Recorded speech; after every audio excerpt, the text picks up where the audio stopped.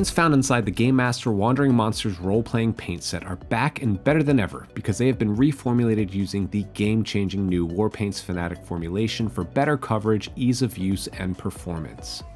In addition, these paints have gone from their smaller 12ml bottles to larger 18ml bottles offering even more paint, and with a free snap fit miniature inside, you'll be hard-pressed to find a better deal in the hobby industry. In this video, we're going to show you how to paint up the free troll miniature found inside the Wandering Monster paint set. Start with the brush-on primer that's found inside the set. Thin this with some clean water and apply this all over the model. The primer adheres strongly to the plastic surface, giving your paint something to adhere to in later stages for smooth, even coverage. Take your time, apply this to the whole miniature, and once it's dry, apply a second thin coat to ensure consistent coverage. One of the great things about the range is that once you've purchased your GameMaster paints and run out, each paint has a matching color from the broader Warpaints Fanatic range, meaning you don't have to purchase an entire box to replenish your favorite and most used colors. You simply need to stop by your friendly local game store and find the nearest match on the rack. For example, green skin from the Fanatic range is Elven Green in the GameMaster range. Now moving on, we'll apply our first base coat with zombie flesh, a matched necrotic flesh all over the skin of the troll. Next, carefully apply dungeon fungus to the inside of the troll's mouth. Be as neat as you can and do your best to not paint over any of the zombie flesh from the previous step. If you do, don't worry, let it dry and just recover it in your base color. Use some rigid leather to base coat the hemp belt, hammer handle, and the bag on the miniature. Then apply skeleton bones to the troll's teeth and other bony ornaments. Move on to Magi Missile, a very deep greenish blue, and apply this to our troll's hair. Be sure to get this inside and in between every strand before grabbing some cursed weapon and applying this to the metal chains and cuffs. Use Lycanthrope Gray on the troll's loincloth and other details. Mutant Purple is a really fun color. We're just going to apply this to the boils and pimples on the troll. This is really satisfying for some reason. It's like watching Dr. Pimple Popper. Anyways, back to our regularly scheduled programming. We're using copper coin to base coat the hammerhead and the pendant on its necklace. Using Phantasmal Illusion, a brilliant orange, we'll apply little dots inside of the trollish pimples we've previously painted in Mutant Purple.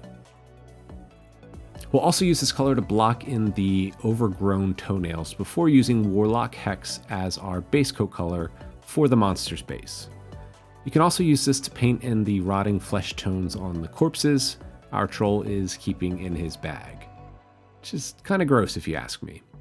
Anyways, finish off the base and you can use this paint to also paint in our troll's very strategically placed wooden armor. All our base coats are now complete. It's time to add some simple shading and contrast to your miniature using the dark tone wash found inside the set. Washes are meant to apply a transparent layer of color over your miniature with the deepest pigments designed to flow into the recesses, adding instant definition to your miniature. Take your time and apply this all over the entirety of the miniature, but ensure that it's not pulling too much in any of the recesses. Let that wash dry, and when it has, you can see it's added great shading to the model, but it's also darkened it down a bit, which is great because your previous color is now the perfect highlight color.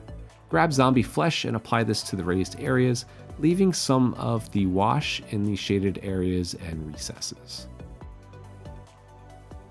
Then you can go ahead and pick out some highlights on the base, the shoulder pad, that corpse skin that we painted with Warlock Hex.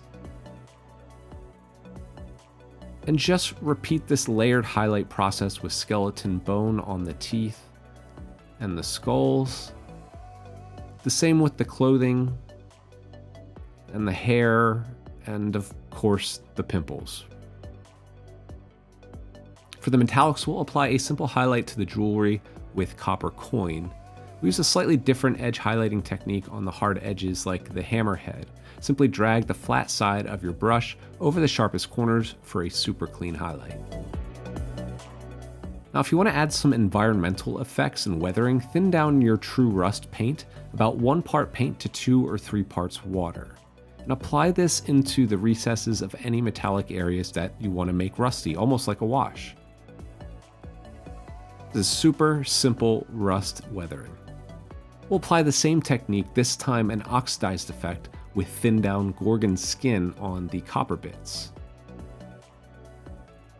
Now once that's dry, go back to your base color and pick out a few metallic highlights. Then repeat the layered highlights, this time with rigid leather.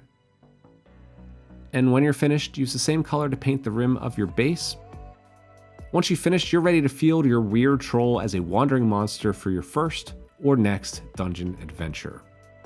To learn more about the GameMaster role-playing paint range and our full range of paints, tools, and accessories designed to make miniature painting simple, fast, and fun, learn more at your friendly local game store, preferred online retailer, or at www.thearmypainter.com.